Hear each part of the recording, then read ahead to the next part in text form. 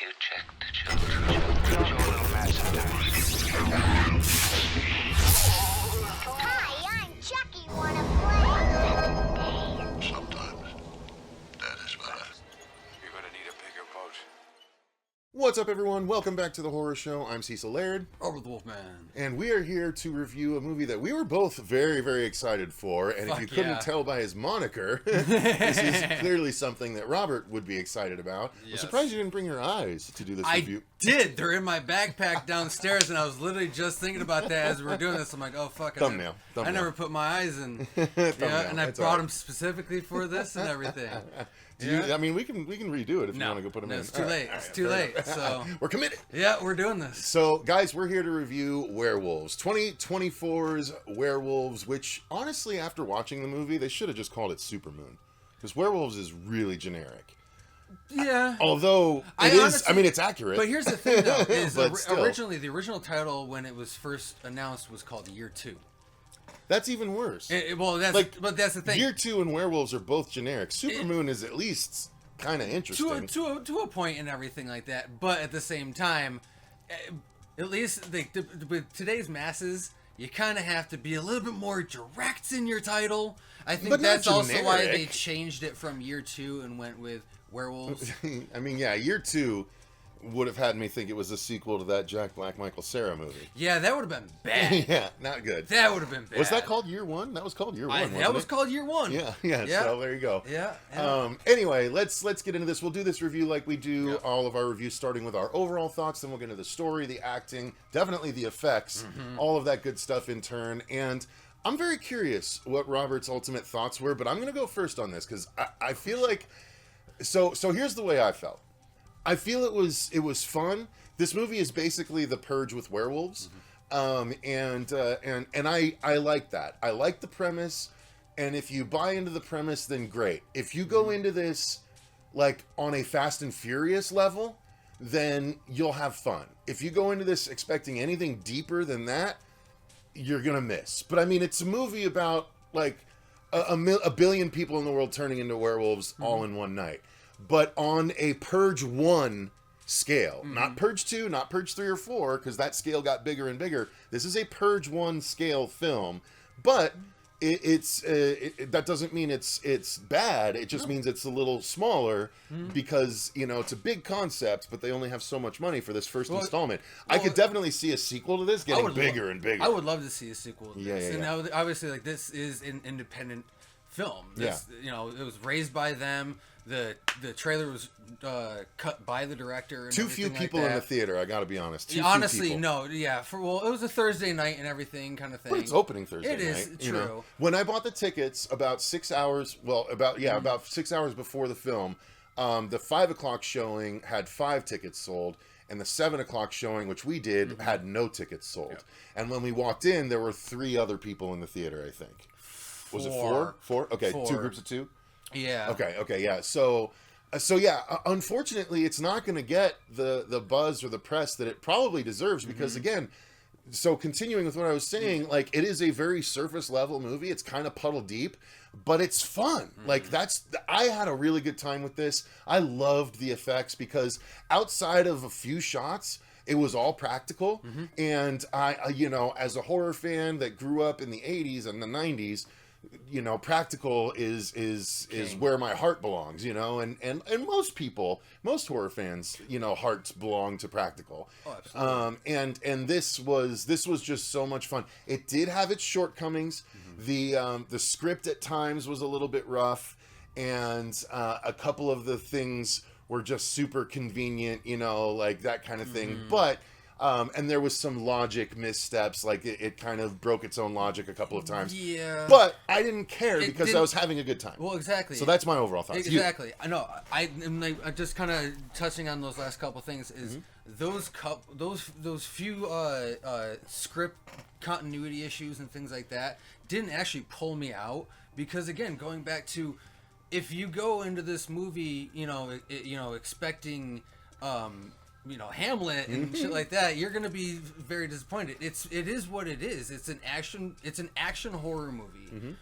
It's in like what Cecil was saying. Yeah, it is Purge with werewolves, But obviously, like, this is the second year after this worldwide epidemic of a latent gene being active in people's bodies. But no, so going back to really quick overall thoughts, I had a fucking blast with this movie. Good. Like, granted, yes, there were a couple script inconvenient things that I would have liked to have seen done different. A couple shots that where it lingered and you knew right was what was going to happen. You know, one shot towards the end, particularly with getting into a vehicle. It was just it lingered too long, and you're like, well, here it comes, and it came. Yeah. But no, other than that, I had a fucking blast with this movie, and I've been following this since it was initially announced and when it was still called Year 2. And it went dark for quite a while. We didn't hear anything about it.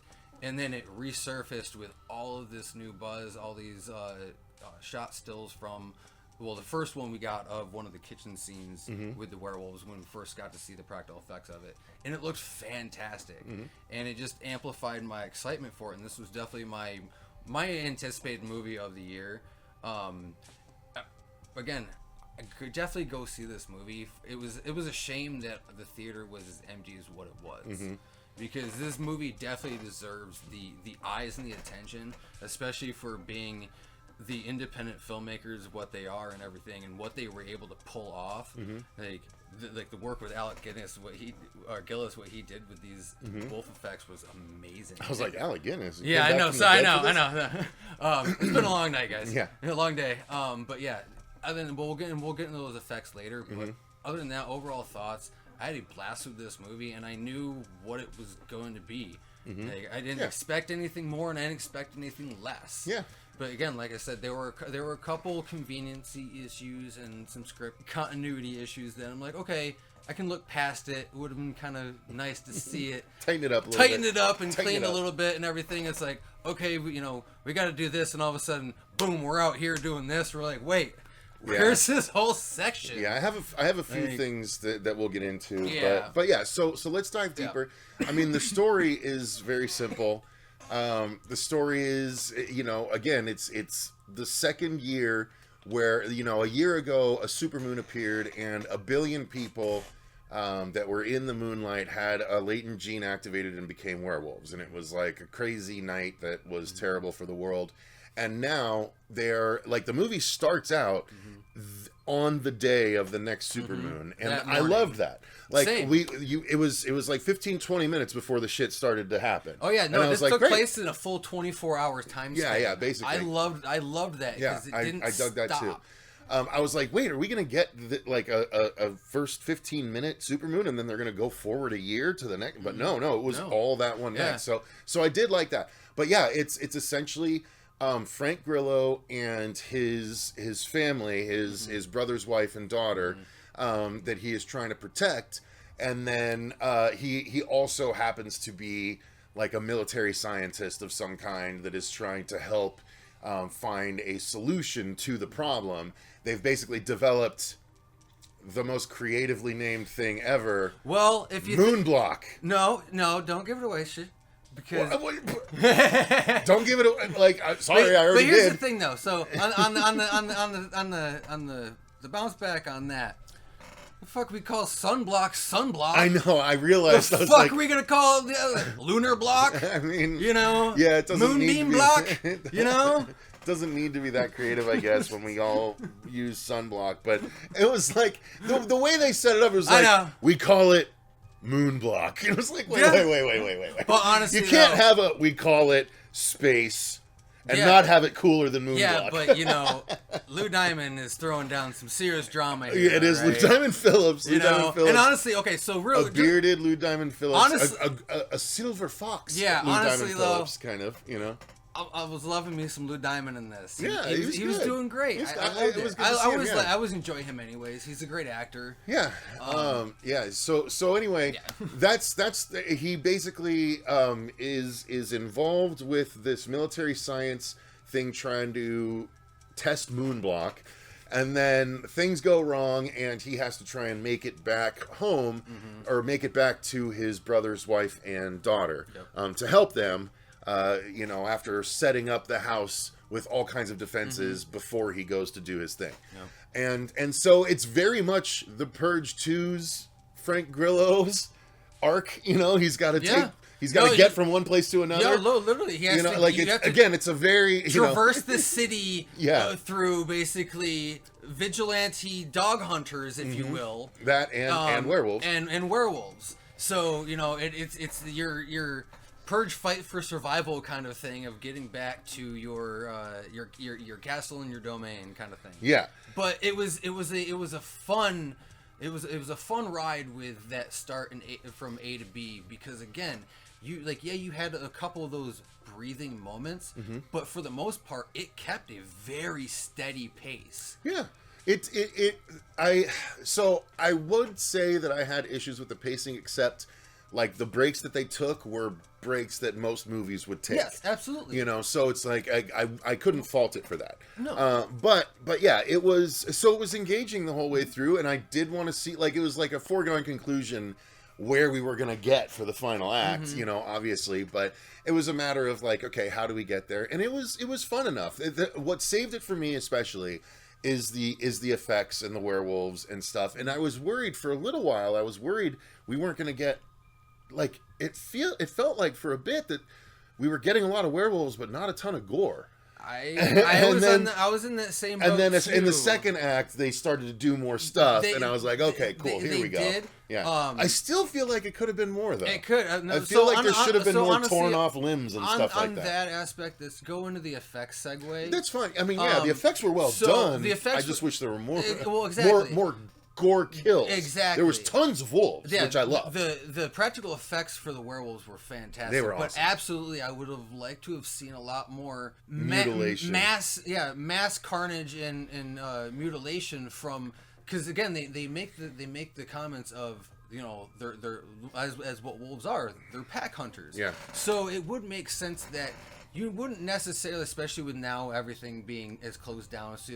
you'd only have, you know, your few strays, as we'll call them. So it wouldn't be, you know, it would make more sense of why they would pack up. So you would have those little breaks in the city of, you're not going to find anything because those packs are going to hunt in those specific areas and not, you know, travel. Right. But the way that they had them working together, and like especially with the animatronics and the facial movements as during like communication, because they were like suits, but the heads had very active animatronic stuff, and it was really, really cool. Like, because it was dudes in suits, but they got really good guys to, like, a couple of them were like just like hunched over the way, like it's funny. It made me think of, like, the old cartoon werewolves that would, like, there was one in particular, I can't remember what it was from, but it was an old cartoon werewolf that would be hunched over and still had like a plaid jacket kind of thing that was tore up. I can't remember what it was from, but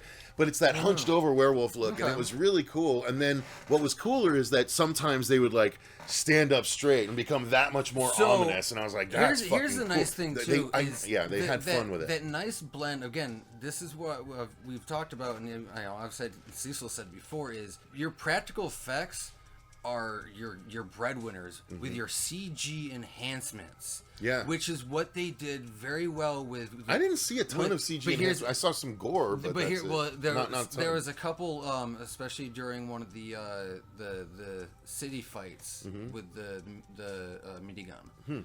During some of those movements, yeah, there was a ton of CG muzzle flashes. Those were very obvious. So that was actually okay. They were not so great. Just on a quick note from them, because that is effects. I'm gonna pin the werewolf stuff for a second and go into the gun effects and muzzle flash stuff. Okay, I understand obviously, like armor and being the gun safety thing, but it felt like more CG guns than actual blanks, and you have your because they're not allowed to use blanks anymore. After the Rust incident, everyone has to use fake guns. Yeah, it's all CG now.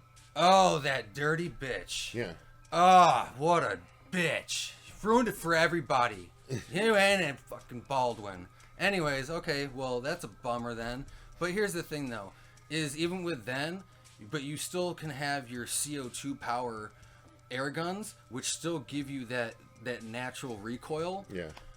And okay, you have a guy that's supposedly former military, and you have him armpit holding, limp dick wristing his guns. What is this? Like, that was my most unbelievable kind of thing with this. Yeah. Is some of the gunplay things, and that's one of my biggest gripes.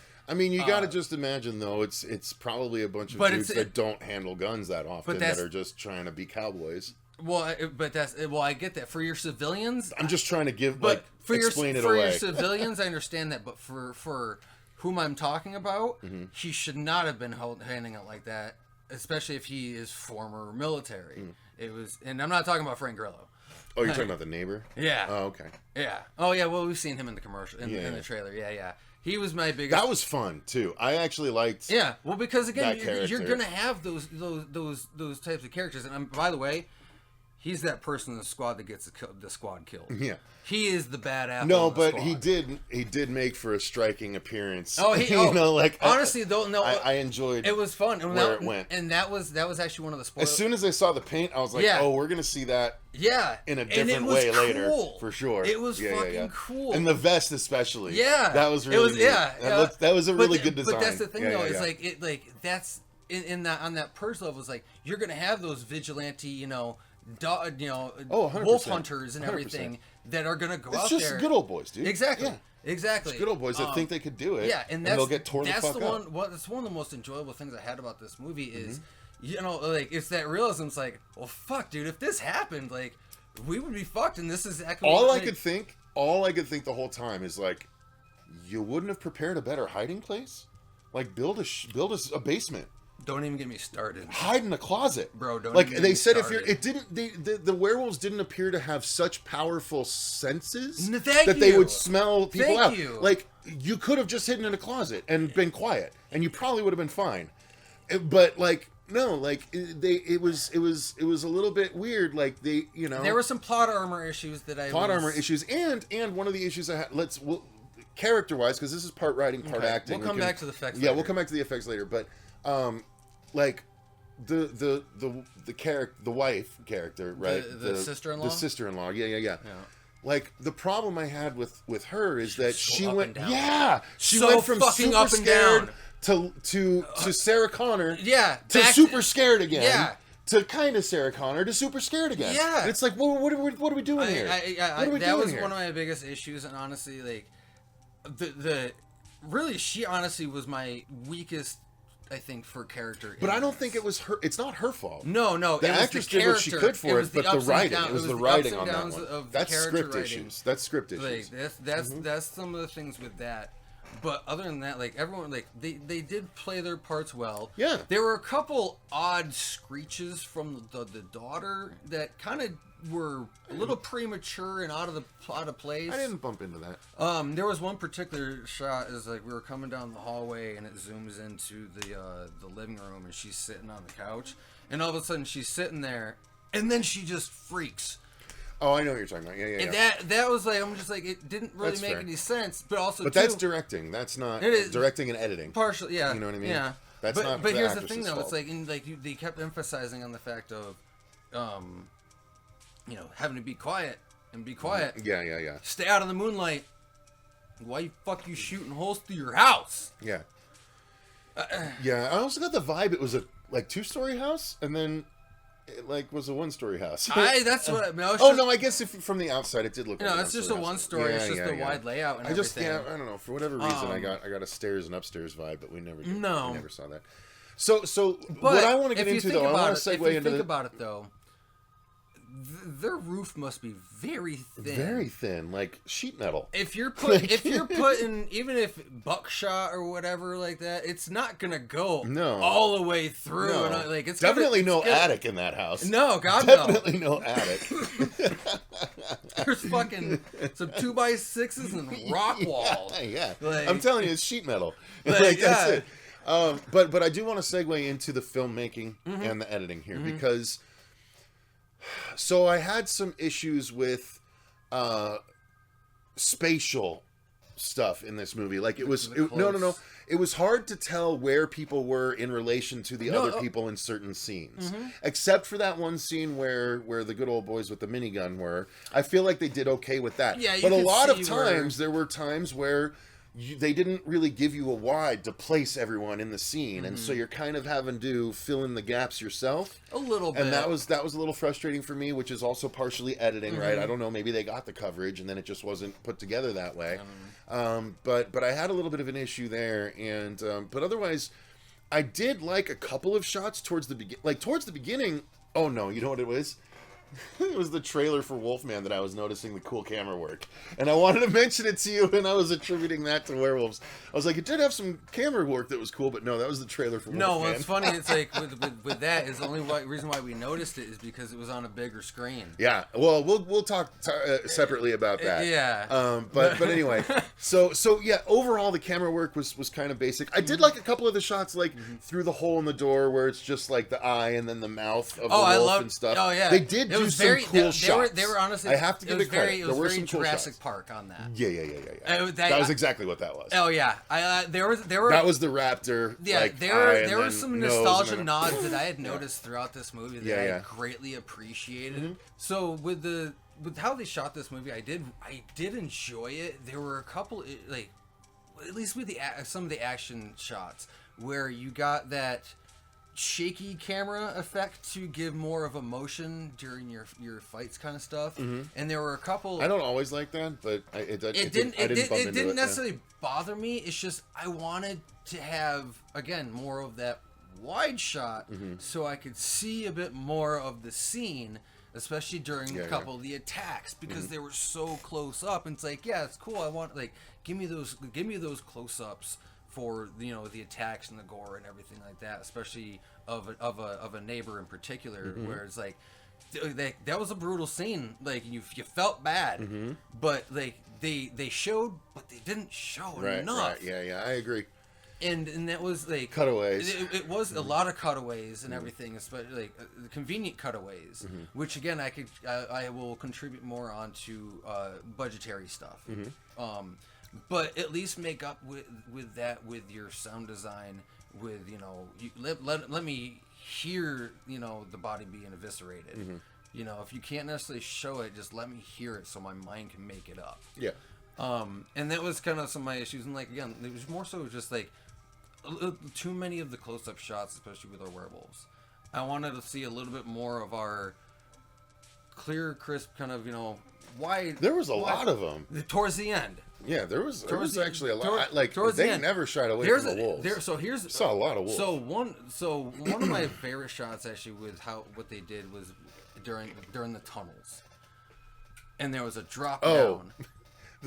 It was the Michael Myers H2O drop down. Basically, but it was unnerving because, you know, like, even the people were like, yeah, we'll take you as far as the tunnels, knowing they're like, these things, they're in there and shit like that, but they're up in the fucking pipe systems and shit like that. It's like, that's unnerving. Here's one thing I don't understand. That right there, like, that turned into a plot armor convenience. Well, one thing I didn't understand in this world is there's certain people that are like, one in particular is like looking into the darkness, and then you hear this, and they're like, Mom? And I'm like, well, if I hear fucking growling, I'm going the other way. Okay. If I know werewolves are in the vicinity. So here's my thing on that. I'm turning tail. So here's my thing on that. And I do want to shout out the sound design, because the sound design was great. The sound design and the score, the soundtrack on this was fucking baller. Sound design was so cool because they needed to.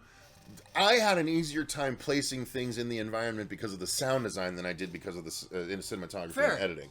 Fair. So it played a really important role. That's fair. And then, honestly, that's a good thing. Yeah. Again, it highlighted your scenes and elevated the. Well, it made the wolves scary for sure. They were. The big rumbling guttural growls were dope in the theater. There were a couple stock sounds that were a little. yeah, definitely some. I'm like, I thought I heard that in Tremors. If there was like a Wilhelm scream of werewolf howls, it was in this movie. But this is like the boo, boo, boo, boo, boo, that we've heard like for the last 60 years in movies. And honestly, though, like, I feel like I would have at least, because that was only done once. No, but like that's But why here's the you thing. can only get away with one Wilhelm Exactly. scream. Exactly. Like, everyone will but know it. That's why I think it was used. It was because you. It literally fucking is can. the Wilhelm scream of Yeah. werewolf movies. But it was literally because you can, and it served its purpose on that one shot. But no, the sound design of the werewolves were fantastically done. But even to the roars. Yeah. The roars were terrifying. Yeah, they were but great. There's one scene that you see it in the trailer with the werewolf in the kitchen with the blonde In the background, yeah. That was fine. It didn't go anywhere. It didn't need to. But It did its job. it It was unnerving. it did. We didn't need to see it rush at her or anything like that. I don't know. I feel like that I wish they hadn't shown it in the trailer. It would have been more effective. that's true. But if think about it, if it hadn't been in the trailer, it would have worked fine doing what it did. True. But I still, it's just one of those. It's me as like a detail kind of thing. I'm just like, I want to know like what happened. We saw so much through the rest of the movie. I didn't worry about it. Well, no, clearly not, because they couldn't show us what happened after that. I know. So I know. But so again, I think contextually it works too. But at the same time, I'm just like, well, where'd that one go? Well, we're going. I know we're kind of talking are. a long time about this. Yeah, we're still not spoiling anything, but let's just circle back to the effects one more time, because the werewolves again, the animatronics, like the amount of like servos that it must have taken to do all of the different lip curls and snarls, and the eyes were dope. One of the things I liked about some of the shots of the eyes was they were so interesting because there was like two levels of them. Yeah, there was like the usual kind of really bright yellow circled in orange, and then behind that was like a deep yellow fading into black.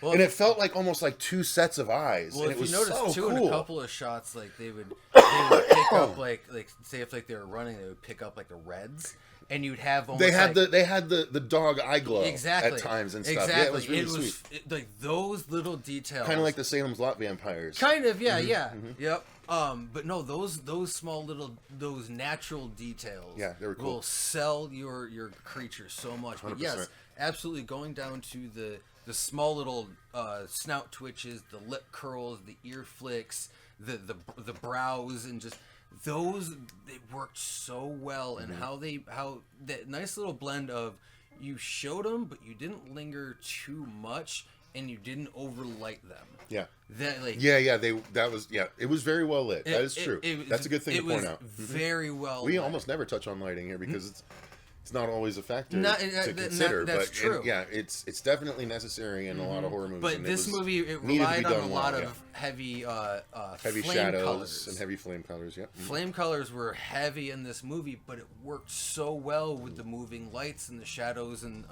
especially with the street lamps are out there and things like that. You have all those nice natural elements to play off of your practical suit and your movement. Dude, I can't honestly I can't really say enough good things about the practical effects of this. I just wish I would have seen a little bit more of the gore with the werewolves. Yeah, that's my biggest bummer about with the special effects on this. The last thing I'll say is that they missed an opportunity to homage one other movie in an awesome way. That scene where the character is looking into the darkness in like the next room. They should have had the wolf slightly come out, and it would have been like the Gmork scene in Neverending Story when it comes out of the shadows. See, I was thinking Ginger Snaps 2. Oh, that too. When she was dreaming, fucking the wolf Ginger comes out. Yeah, of the side. that probably similar homage, but it would have been really cool. Or even just the little eye glows from fucking Werewolf in Paris when they're down in the catacombs. Or even, a kind of an homage to Amityville with the eye glows in the darkness. The pig? Yeah, well, just the eyes. Yeah. At one point, it's just glowing eyes in the darkness that the dad sees. That would have been cool too. Well, yeah, all right. Well, because the daughter came. The spirit came to the daughter as a pig. Yeah. And everything. Yeah. And I forgot what its name was. It was a girl. No, the pig's name. She called it something. Yeah, but it was a girl though. Yeah. It was the daughter of the Fey family. No, I know. But no. Anyway. Yeah, we're getting way off topic Yeah, way off here. topic. So, all right, guys. Our thoughts are, I think it's worth your time to go check Absolutely. out Werewolves, especially if you like Absolutely. practical effects, old school practical effects. There's tons of it in here. There's Frank It's a lot of Grillo fun. kicking ass. Yeah, and Frank Grillo looking We never even fucking okay. that's- Wolverine beastly. That's okay. We never even actually talked about the acting real quick. Let's circle back on His this. body, like honestly, in one scene, his body looks exactly like Wolverine and Deadpool and Wolverine's key scene. I think they did that on purpose. I think so too. I think they I did. think so too. They're like, eat your heart out, Hackman. They probably brought him back just for that one shot. Yeah, but no, Frank Grillo. It's like he's one of those actors who's like he was a background actor for a little while, Yeah. and then he popped up like I think it was what He was in Marvel. Well, it was Marvel, but Skyline 3, wasn't it?